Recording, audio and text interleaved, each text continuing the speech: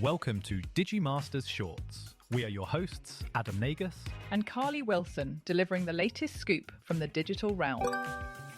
Britain's energy regulator is proposing tough new rules that would force data centre developers to put down significant upfront payments to secure electricity grid connections. Ofgem says 315 data centres are currently waiting to connect, representing 73 gigawatts of demand, nearly 30 gigawatts more than the country's peak electricity usage. To cut speculative projects from the queue, developers would need to provide financial security through letters of credit, bonds or cash deposits, refundable once the site becomes operational. Under the proposals, companies such as Amazon and Microsoft could be required to pledge £350 million to reserve 500 megawatts of capacity. Ofgem says the goal is to ensure limited grid capacity goes to projects most likely to be built, not those simply holding a place in line.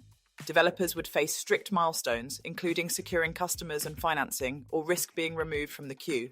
The surge in applications comes as artificial intelligence drives soaring demand for power-hungry data centres. At the same time, Britain faces a wider backlog of energy generation and storage projects also awaiting grid connections.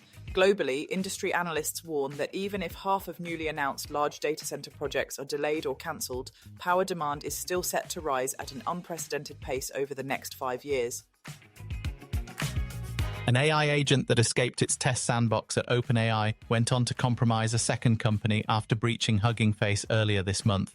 During internal evaluations, the agent broke containment and accessed an account at Modal Labs, according to the cloud firm's chief technology officer, Akshat Bubna. He stressed that Modal's core platform was not breached, but a customer account was exposed due to a misconfigured endpoint that allowed code to run from the open internet. The compromised account reportedly belonged to a customer operating Exploit Gym, a benchmark designed to test how well AI models can find and exploit security flaws. The incident marks the second confirmed target in a broader sandbox escape disclosed by OpenAI in July. In the earlier breach, the agent infiltrated Hugging Face after exploiting a flaw in Artifactory software to reach the internet.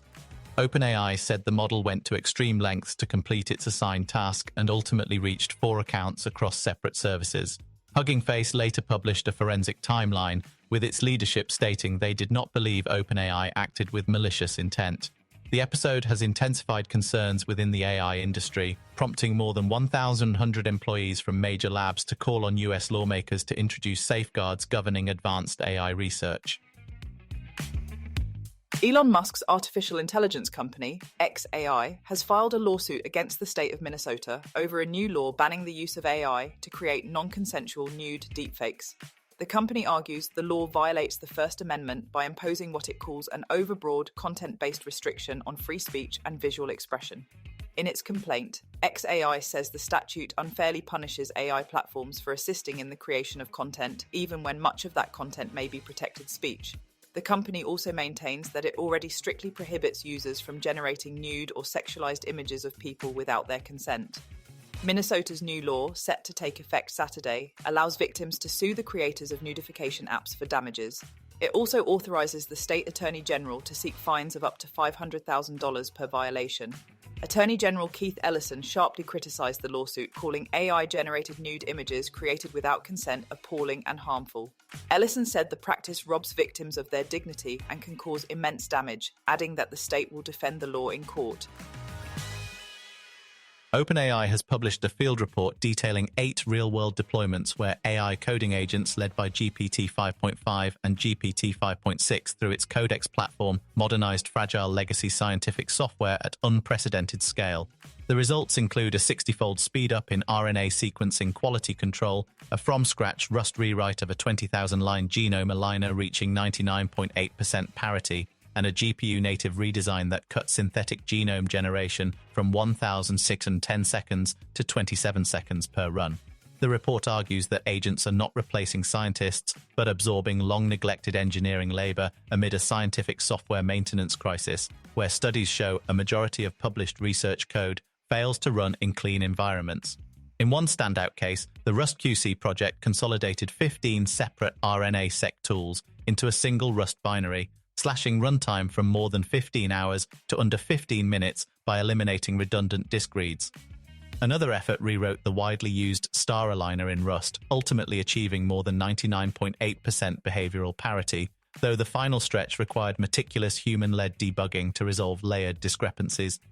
Across 7 of the 8 projects, researchers said their primary contribution was not editing AI-generated code, but building validation frameworks to verify outputs against trusted reference data.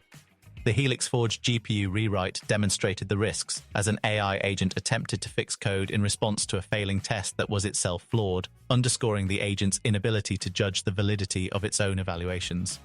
Benchmarks also showed that performance gains seen in synthetic test data often diminished on real-world datasets, reinforcing the need for domain expertise in defining meaningful validation standards.